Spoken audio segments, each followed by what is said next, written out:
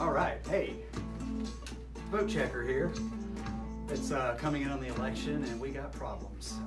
This is a two-part one tonight. We're going to hit talking about Bogus, BOE reporting. BOE stands for Board of Elections and they put out a report. Tonight, the episode is called Verifying Voter Impersonation Fraud. And it's going to talk about, notice the word verifying is in quotes, there's a reason for that. Okay, here's the report. It's a 26-page report. We'll provide a link for you on our website, on the Facebook page for this.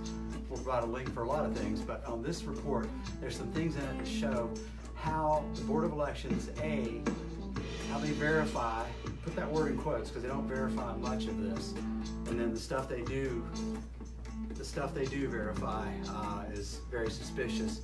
And then the things they cannot verify, they soft pedal. So you won't realize, wait a minute, you can't find that? You can't see this? Anyway, I digress. We'll move on. Okay, from the report, visually, I just want you to see this. These are some bullets of various different types of vote fraud. I'm not going to go into all these, and you'll thank me for it.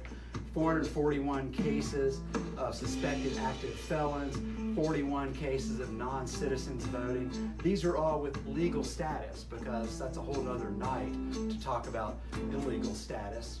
But as far as legal status, people with green cards who voted, those are kind of the more innocent people who might have thought they were registered, but they found 41 of those. And they found 24 cases of substantiated double voting through tips and data audits, mainly through tips.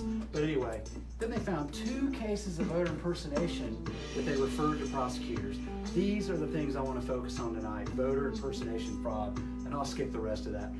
Okay, voter impersonation fraud. They have this this overview, and it's in the executive summary from that page I just showed you, and it has this part here. It says both involve family members voting in place of a recently deceased loved one.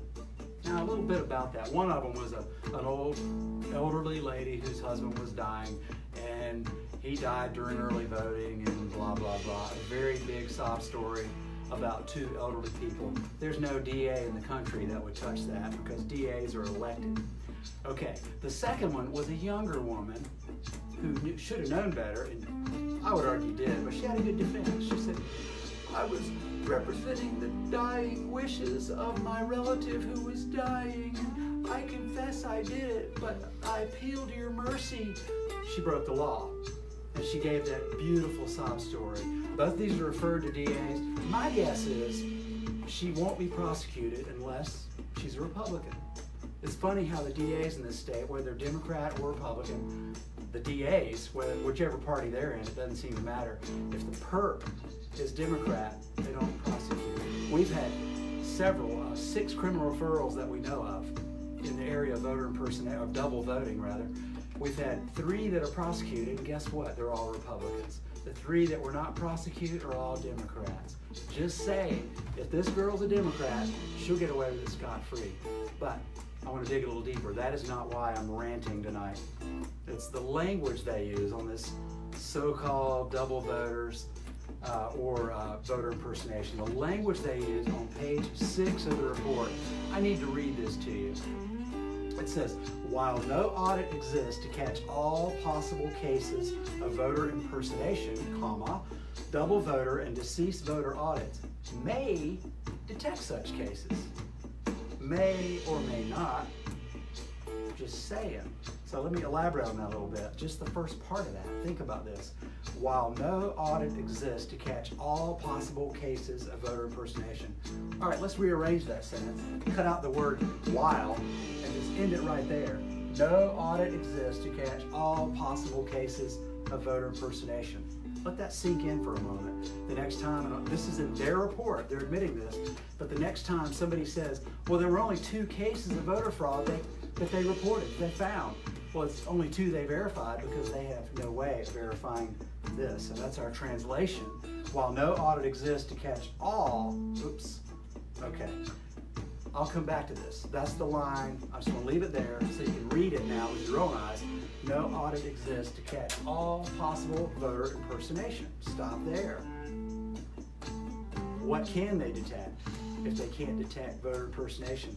Do they have an audit? No. It takes a lot of hard work. we'd recommend how to do it, and we have, but they go, oh no, that might suppress voters. Well, yeah, when you start catching people voting illegally, it does suppress voters, the illegal ones. Anyway, we were very happy today that our Lieutenant Governor got some negative publicity. Lieutenant Governor Dan Forrest got some negative publicity on WRAL, the local, the big political station in Raleigh, the TV station, because he did a Vote Fraud 101 video on his Facebook page. The link is on this slide, and I'll certainly put these up for you when we get there. But the link, you can Google the term "want to commit voter fraud NC," and I'm sure it'll pop up, because they were gleeful. What were they gleeful about? They were attacking Dan Forrest for telling people how to commit vote fraud. Never mind that he's right. Never mind that if you follow his instructions, you won't get caught. Never mind the state has no way of catching these people who do it. Never mind all that. He's a bad man for telling you how to do it. See, the bad guys have already known how to do it for quite some time. Those are the people we've been trying to track, and our data indicates they're very active. So what do we do about this? First off, we're very glad that Dan did that. And I'd like to restate that previous comment and leave this on your mind as why we need voter ID, why North Carolina needs to vote for the voter ID amendment. What this said, while no audit exists to catch all possible voter impersonation, what it should say is this. Let that sink in. No audit exists to catch any possible voter impersonation. And this is our problem. This is why we need voter ID. All right, I hit the 5-minute mark a moment ago, so I'm out of here. This is Vote Checker. Part 2 next week, or coming soon. We'll have another report of bogus BOE reporting. Take care.